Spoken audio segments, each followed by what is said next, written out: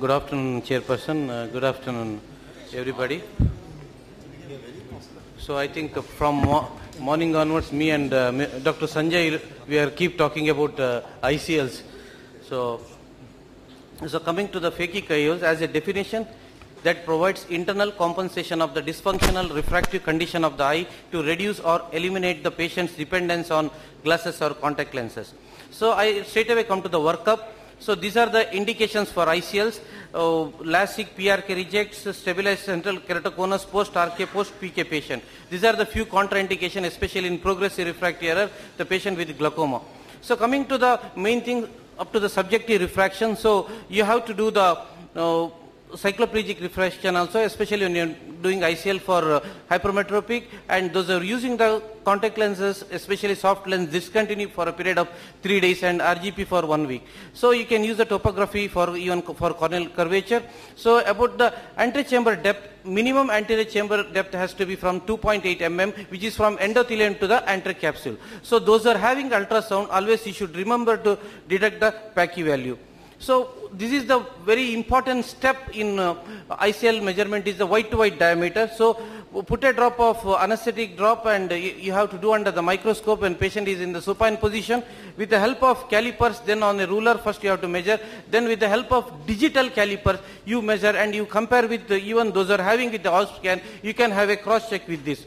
So other routine specific examination, age is between around 21 to 45 years, and thorough examination about fundus and IOP has to be done. So good pupillary dilatation is also very, very important. So nowadays, because of the advent of new visual ICLs, the iridotomy has been like, a lot of doctors are not doing iridotomy. So coming to the surgical skill, straight away coming to about the loading, I'll come. The most important step, always first you confirm the power and sizing of the ICL, set up a loading tray, make sure that everything is proper. So this is the first step.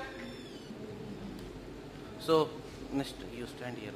This is the first step. Soak the foam into the bottle so that it will not damage the lens. Next. So now taking out the lens from the bottle is also so important. You slide slowly with the help of the foam. Don't use the forceps. Next.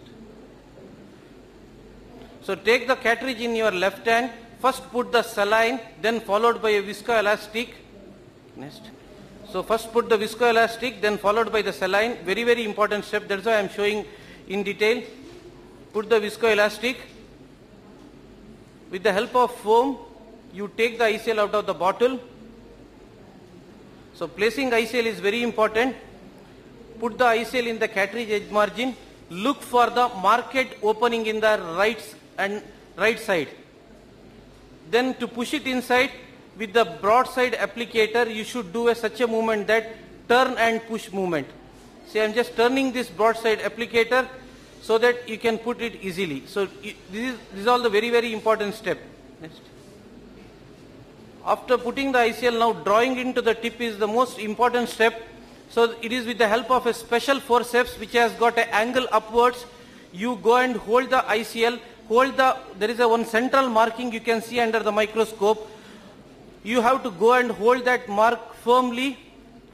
See, I am holding the mark very much firmly. When you are pulling, you only pull the cartridge. Don't pull your right hand. So just pull your left hand. When you are pulling also, don't rotate your hand. If you rotate, when you inject, you are going to be with the upside down ICLs. Next. So next is up to the incision, especially those who are in right eye 4 to 5 o'clock or left eye 11 o'clock position. You can make either single paracentesis or 2 paracentesis. Always put a sufficient viscoelastic. So when you are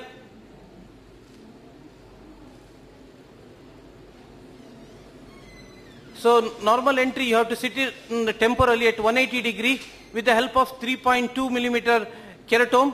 When you are doing the entry, make sure that you extend the inner wall. If you won't extend the inner wall, you tend to find little difficult for ICL injection. Next. I will take half a minute, sir, because of my video is not playing.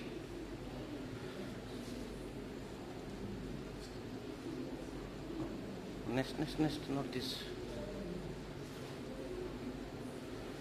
Yeah. So when you are injecting, make yourself, you should be very much cool, stay shallow within the ANC, don't put pressure in the wound so that otherwise visco will come out of the wound. So once you start injecting with a slow jerky movement, once ICL is coming out of the cartridge, you should see for market opening in the right side. If you won't see that market opening in the right side, that means you have injected in the opposite side. See, it's coming out. Some of the ICL take more time to open up inside the AC, so you need to have more patience. So I'll be just jumping on this. Once you go inside, I think with the help of a tucker,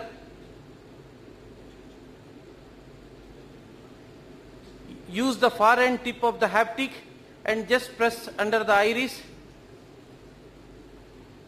And for trailing haptic, you should use the main wound. So for trailing haptic, you should use the main wound. Next. I think I'm just running out of, because it's just 5 minutes. So go back to the. So visco removal is so important. Always, I use Simcoe cannula. Always stay within the antechamber for a period of 4 minutes so that you will remove most of the viscose. So post-operative day, you should look for the vault. So I'll not be talking much. We have been talking since morning about the ICL. Probably it is the most simplest of the surgery, intraocular surgery. Most tensing, if you done well, gives the most happiest patient, and quality of vision is always better than promised. Thank you. Dr. Shukshad, you can continue with your second talk. That's on a smile, your initial experience, please. So I'll be talking about smile, my initial experience. I'm consultant to Carl Zeiss. So relax smile. Relax means refractive lenticulate extraction, small incision lenticulate extraction. So it combines the state-of-art femtosecond technology with high precision lenticulate extraction, aiming at providing minimally invasive refractive correction. So the advantages are flapless, just creating a small incision rather than a full flap. A refractive lenticulate is created in the intact cornea and removed by a small incision. And of course, this is the only one all femto procedures, single step. So patient need not have to shift from one side to other side. So this is the machine Visumax from Carl Zeiss. So what are the advantage of this machine? Gentle, safe suction. Cone is more physiological, which is concave. So you no need to change the stations, as I already said that. And of course, excellent optics from Zeiss, and it is a soft, silent and gentle laser. So because of this one, patient normally will have a less post-operative dye. So as I already said that it is not a gas-based laser with a utmost safety and precision. So these are the advantage with the Relic Smile. Less energy on the cornea. When you compare with the femtoLASIK, especially when you are doing in high myopia, you will have a better results and higher stability of the treatment, and even if you see the less induced spherical aberration also and larger optical zone. So these are the advantage, as I already said that higher biomechanical strength. I think today morning everybody on talking about this treatment, and no risk of flat displacement, and which is a minimal invasive laser vision correction. So how we do small incision, I started doing now with even 2 mm also, started with 3 to 4 mm, which results in minimal cutting of the corneal lobes, that gives a lesser chance of dry eye, smaller reduction in corneal sensitivity also. Less discomfort for the patient even for a smaller period. And if you compare with the femtoLASIK, you can see that you will have a larger optical zone compared with the femtoLASIK, and with lesser induced spherical aberration. So these are the surgical step. Create the complete lenticulate, access the cut in one step, manual tissue separation and extraction of the refractive intrastromal lenticulate through the small incision. So small video. So today morning I think our co-chairman Ritika also talking well about smile. I am just repeating few steps. So after docking, first was the deep cut followed by the superficial cut. This is about the incision, 4 mm incision. First you take the dissector, first you dissect the superficial layer little bit. Then now you make a little bit of deep layer. Now take it out, turn the dissector, go inside. The sort of windshield wiper technique. You can dissect first superficial layer. Make sure that you are dissected completely. Don't be in hurry to go for second layer. Now I am dissecting the deeper tissue.